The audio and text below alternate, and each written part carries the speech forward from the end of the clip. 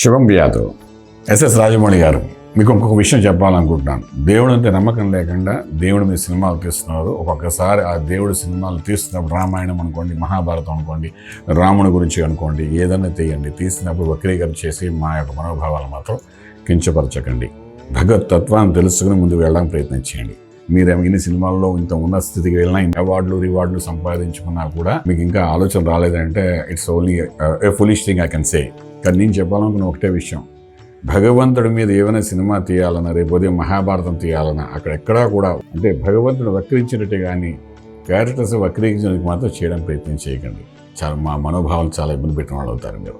ఒకటి మాత్రం మీకు చెప్తున్నాను, నాకు తెలిసినంత వరకు మీ జాతి మీద ఇక్కడ ల్యాప్టాప్లో ఉంది, నేను ఎప్పుడో తీసి పెట్టి ఉంచాను. అది చెప్పను, భూమి మీద ఎవరికి ఎప్పుడు చెప్పను, మీరు అడిగినా కూడా చెప్పను, నాకు తెలిసి ఏం జరగబోతుంది. కానీ ఒకటి మాత్రం, మీ పత్రానికి మొదటి బెట్ మాత్రం అనుకోకండి.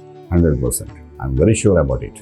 ఎందుకంటే ఇక నడుస్తున్న దశలు మిమ్మల్ని ఇంకెంతకంటే పైకి వెళ్ళనివ్వదు. 100% షూర్. గత 3 సంవత్సరాలు అంటున్నారుగా, 3 ఏళ్ళు సినిమా తీస్తానన్నారుగా, తీయండి. ఎందుకంటే స్టార్టింగ్లోనే మీకు దెబ్బ కొట్టాడు. భగవంతుడు ఆ స్క్రీన్ ఓపెన్ చేయకుండా చేశాడు, నమ్మను మీరంటే. తర్వాత ఇంకొక పాట అన్నారు, మా నాన్నగారు నమ్ముతారు ఆంజనేయ స్వామిని, ఆ తర్వాత మా ఆవిడ నమ్ముతారు, మా మేడం గారు నమ్ముతారని చెప్పారు. వెంటనే అక్కడ ఆంజనేయ స్వామితో స్క్రీన్ ఓపెన్ అయింది. ఓకేనండి, వాళ్ళ నమ్మకాన్ని ఒమ్ము చేయకుండా ఆ స్క్రీన్ ఓపెన్ అయింది.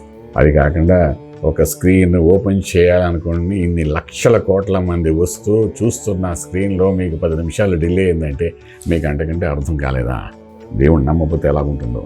This is the first step for you to downfall. ఇది నేను ఇక్కడున్న ల్యాప్టాప్లో చూస్తూ చెప్తున్నాను, జాతకం మాత్రం చెప్పను. నా వరకు నేనే అవగాహన చేసుకుంటూ మీతో మాట్లాడుతున్నాను.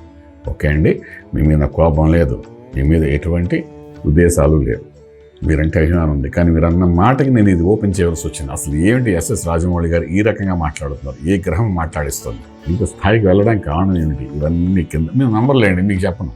ఇవన్నీ నంబర్ కదా, దేవుడు నమ్మని వాడికి ఇవన్నీ చెప్పలేదు, అంతే కదా. దేవుడు అంటే నమ్మకం వాడికి ఈ జాతకం కూడా చెప్పకూడదు. కానీ ఇందులో చూడగానే నాకు అర్థం మీకు అదింకా ఓకే. కానీ ఈ రోజు వరకు నేను ఎప్పుడు ఒక వ్యక్తి మీద ఇలాంటి దూషణలు కానీ చేయలేదు. ఎంతోమంది రాజకీయ నాయకులు జాతకాలు చెప్పాను. ఈ మధ్య కాలంలో తెలుగుదేశం గెలిచే ముందు డిబేట్స్లో కూడా మనం మాట్లాడే తెలుగుదేశం గెలుస్తుంది, పవన్ కళ్యాణ్ గారు గెలుస్తారు, ఆయన మినిస్ట్రీ వస్తుంది, ఇవన్నీ కూడా మనం చెప్పాను. కావాల్సిన యూట్యూబ్లో చూడండి, అందరూ ముందుకు చెప్పాను. కానీ ఎవరిని కించపరుస్తుంటే కానీ బాధపడుతుండగా మాట్లాడలేదు నేను. కానీ ఫస్ట్ టైం భగవంతుడి నమ్మకం లేదు అని చెప్తూ భగవంతుడి మీద సినిమాలు తీస్తూ ఎస్ఎస్ రాజమౌళి అనేది ఒక బ్రాండ్ క్రియేట్ చేసి మీరు చేసే ప్రతి సినిమాలోని భగవంతుడిని ఎక్కడో కూడా చూపిస్తున్నారు. చూపించుకునే సినిమా అవ్వట్లేదు. మీరు వెనక్కి తీసుకున్న మీ పదాలు, this is a fact, your down fall start. Okay, take care now. శుభం బియాదు.